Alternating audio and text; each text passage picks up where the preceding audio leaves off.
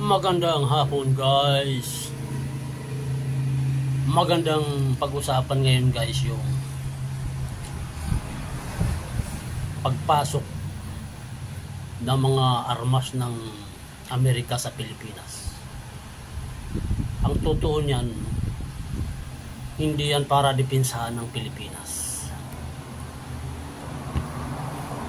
Ginawa nila yan pagpasok ng kanilang mga missiles, mga armas ng Amerika sa Pilipinas para i-counter ang China guys. Kapag tinira nila ang China, siyempre ang China titira sa pole ang Pilipinas guys. Sa pole ang Pilipinas. Sa mga ganyang usapin guys, proven na yan, history na yan ang mga pagsasabi ng totoo. Tumutulong ang Amerika, pero hindi basta-basta. Kapag halimbawa dahil mainit ngayon ang anuhan ng China at Pilipinas, panakot lang ng Amerika yan sa China.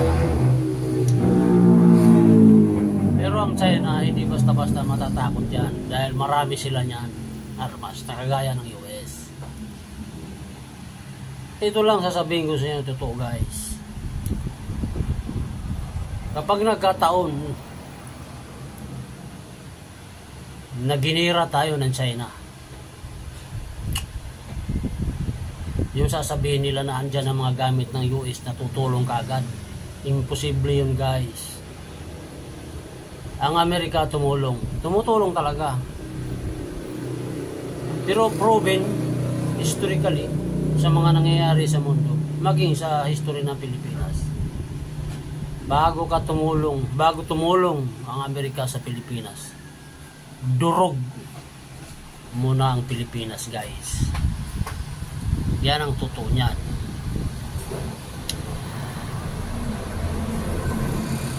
Bago yan US tumulong sa Pilipinas,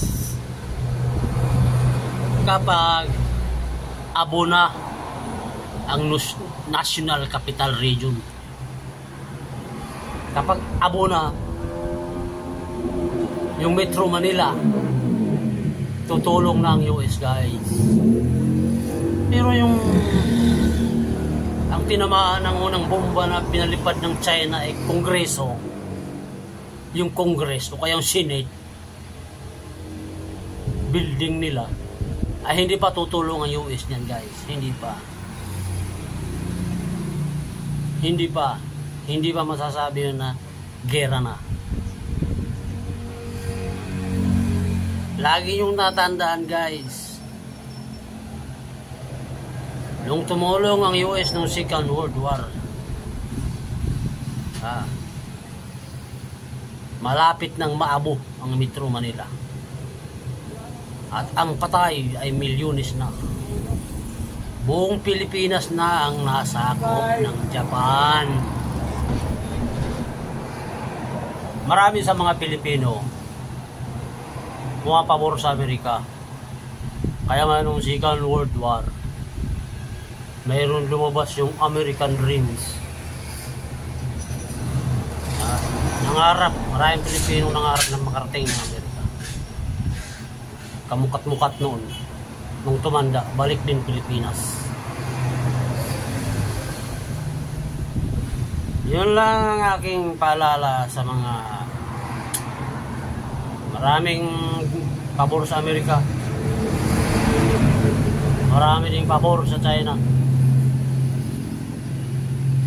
Ang totoo niyan,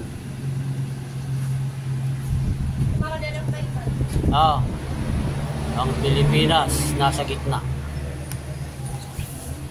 ipit sa dalawang naghuhumphugang malalaking bato guys.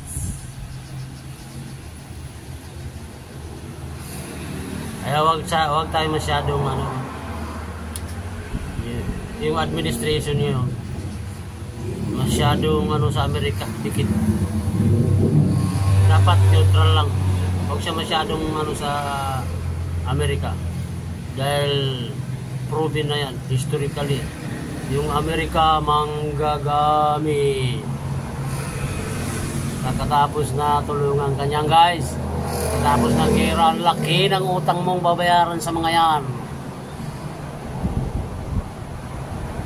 Ganoon ang Amerika. Yun lang paalala ko sa inyo. Lagi yung tatandaan, ang Amerika tutulong ko sa tutulong. Pero hindi kagad-agad. Gaya ng sabi ko, bago tumulong ang Amerika sa Pilipinas, durog muna. Abo ang Metro Manila bago pa sila tumulong. Kayo daldalan kayo ng daldalan dyan sa Congress, mga yawa ka, ha?